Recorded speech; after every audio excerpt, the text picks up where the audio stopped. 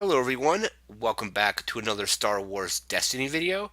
Today we're going to be looking at a few more event cards from the Awakening set. First up, we're looking at Sweep the Area. It's a red villain event. Um, Costs 0, so you can get it out for free. And what you do is you count the number of ready red characters you have, and you get to reroll that many of an opponent's dice. So you want to do this fairly early in the turn, maybe even before you've activated any characters. Maybe let your opponent's activate a character or two, and then you play Sweep the Area, and you get to reroll as many dice as you have red characters that haven't been activated yet. So if you're using this, let's say with Captain Phasma and 2 Stormtroopers, and you haven't rolled them, you get to reroll 3 of your opponent's dice. If you're doing it in an all Stormtrooper build, so for all 7 points apiece, to be 28, you get to reroll 4 of an opponent's dice. So if they roll really well, and let's say you have 3 ready red characters, you get to reroll 3 of them. Hopefully you mess up their strategy and you roll blanks or roll modified damage so that they can't actually use it, things like that. And you want to do it probably before you have anything active, so you get to reroll more dice. The more characters you have that are readied, the more dice you get to reroll with Sweep the Area. So you can kind of mess up their strategy by getting a pretty big reroll in before you even do anything, and then you can roll in your own characters later, and they're going to have less stuff to actually work with if you roll badly on that reroll for them. So that's Sweep the Area. We're going to go ahead and look at the next event. Here we are with Tactical Mastery, probably my favorite red villain event in the game at this point. Whenever I'm building a villain deck that uses red, I am always including Tactical Mastery. It's a staple in any deck I have that runs red villains. So it costs 1. Spot a red character, so you still have to have a red character alive to use it, but you get to take 2 additional actions. So you play Tactical Mastery, and then you get 2 actions after that. This can be huge in games because you could basically spot your red character, roll your red character, resolve that character. Or if you have characters with focus, you can play Tactical Mastery, focus your other dice into something good, like a lot of damage, and then resolve the damage. The 2 additional actions is huge, and like I said, this is a staple villain card that I run pretty much in any deck using red villains. I am always running Tactical Mastery. I think it's probably, like I said, the best villain card or event in the game at this point. And it's going to be interesting to see what they do with Spirit of Rebellion, what's going to go well with Tactical Mastery. Because the way it stands now, it's 1 resource for 2 additional actions, which is very, very low costed. Especially if you're doing stuff to generate a lot of resources, you're always going to have at least 1. If you have like enough character dice or upgraded dice that provide resources, or you're using other events to get resources, 1 resource for 2 additional actions is really good. Tactical Mastery, one of my favorite cards. We're going to go ahead and look at the next card as well. Here we are now with the best defense. It's a villain event again, costs 1 resource, and what you do is you deal 1 of your red characters 3 damage to remove up to 2 of an opponent's dice.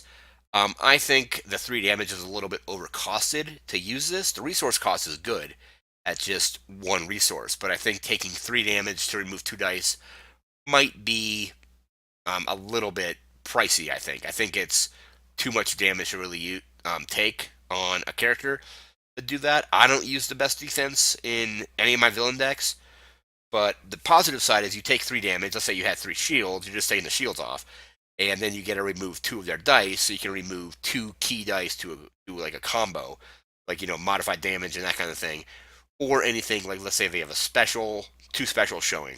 You take the 3 damage, remove the 2 specials.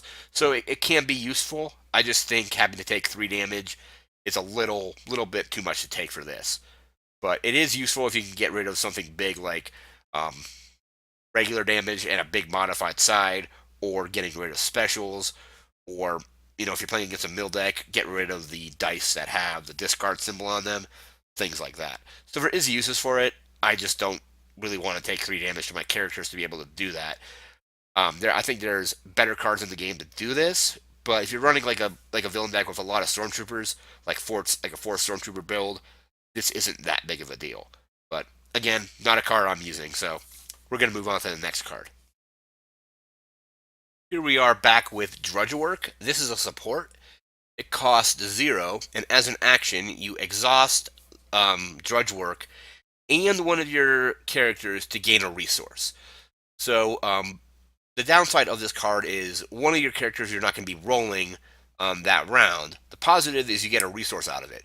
So if you're running something, again, like with Captain Phasma and 2 Stormtroopers, basically exhaust this and don't roll and exhaust a Stormtrooper, you're not going to be able to activate it, but you get 1 resource. So it's going to be essentially 1 resource per round. If you use it every round, you're going to get 1 extra resource every round, which if you're trying to play in and like buy into bigger upgrades like ATSTs and things like that, this 1 extra resource can really help you.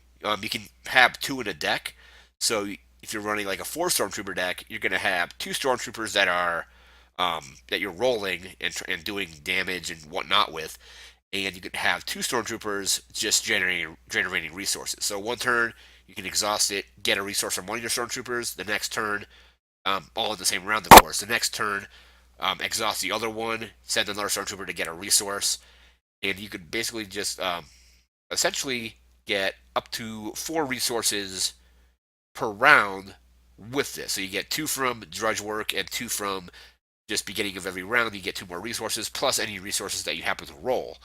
So it's a good way to have extra resources and buy into bigger upgrades. It does make it so you can't roll that character, but if you still have, like I said, with a 4 Stormtrooper build, if you have just 1 of them getting resources, you still have 3 Stormtroopers you can use. And then if you pair it with Squad Tactics, you could roll all 3 of those Stormtroopers at once. So it'll work with any character. So if there's a character that you don't particularly want to even use that round, you can Drudge Work them. So if this stays out and it doesn't tie to 1 character, so you can 1 turn use a Stormtrooper for Drudge Work. The next turn, let's say you're playing blue and red, you want a Night Sister to go out and do Drudge Work as well. The nice thing about the Night Sister is you can use them with Drudge Work to get the resource, and their action to reroll dice, they don't have to actually be an active character. So you can exhaust them with Drudge Work and then still use their ability to take 1 damage and reroll a die. So that's good. So Drudge Work, I think, is actually really underrated currently. People look at it and basically they look at it and they say, "Oh, I can't use that character this turn." Yeah, that is true, but also you're getting 1 extra resource per turn if you use Drudge Work. So Drudge Work is actually, I think, one of the better cards of the game, especially for red and on the villain side. And again, it's a support, so it can stay out pretty much the entire game unless you get hit with like an ATSC special to destroy the support or something like that. But that's Drudge Work. Really good card if you use it in the right decks. We're going to take a look at 1 more card. And the final card we're going to look at today is Local Garrison. This is another support, so it stays out once you play it. And this support doesn't require any kind of dice or anything like that. So Local Garrison costs 3 resources, and each opponent gains 1 fewer resource during their upkeep to a minimum of 1. So you get 2 resources per upkeep. This will make it so your opponents only get 1 resource per upkeep. It does cost 3, so you might Drudge Work to get that extra resource. Drudge Work, have 3, spend it on this to then deny your opponents that 1 extra resource. And with only 1 resource per turn, your opponents are going to be a lot more selective of what cards they play, like what upgrades they put into play, what events they play, things like that. If they have a 2-cost event and they start with only 1 resource, they're going to have to get resources through possibly other events or possibly resolving resource dice.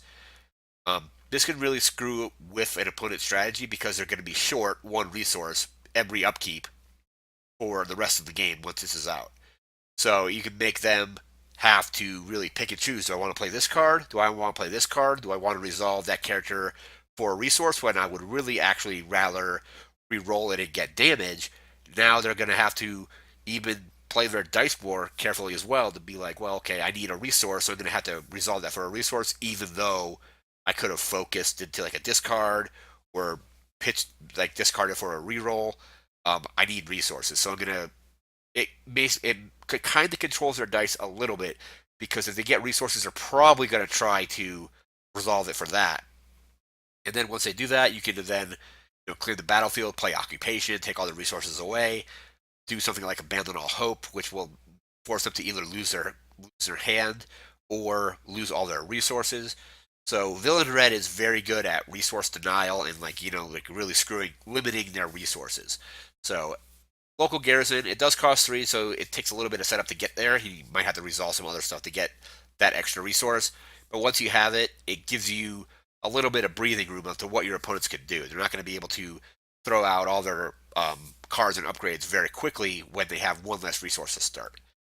But that's going to do it for today. We're going to be back tomorrow looking at some more events and possibly some more supports. Until next time, I want to thank you for watching. Remember to like, comment, share, and subscribe, and we'll see you next time. Take care.